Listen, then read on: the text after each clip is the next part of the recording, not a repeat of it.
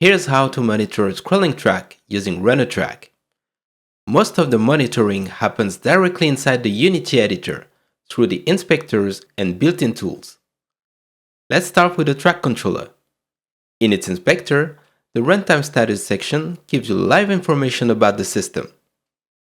In track state, you'll see the current state of the track, counters for instantiated elements, the elapsed distance, and the current scrolling speed.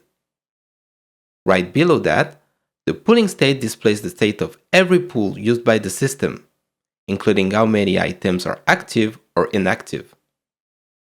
This information is especially useful for performance tuning because it helps you estimate the right preloaded pool item count values in your track configuration.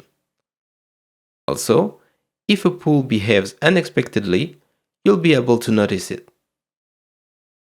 On the provider side, each of them includes a verbose toggle in their inspector that can be enabled to receive logs about their activity.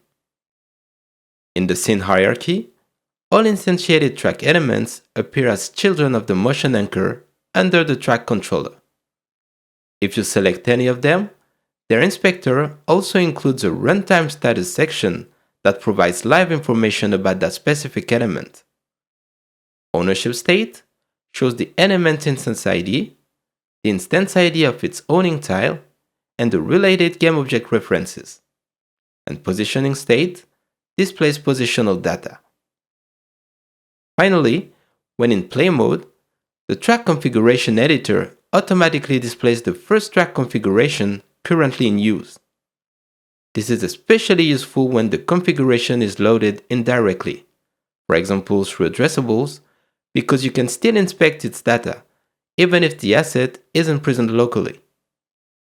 And that's it.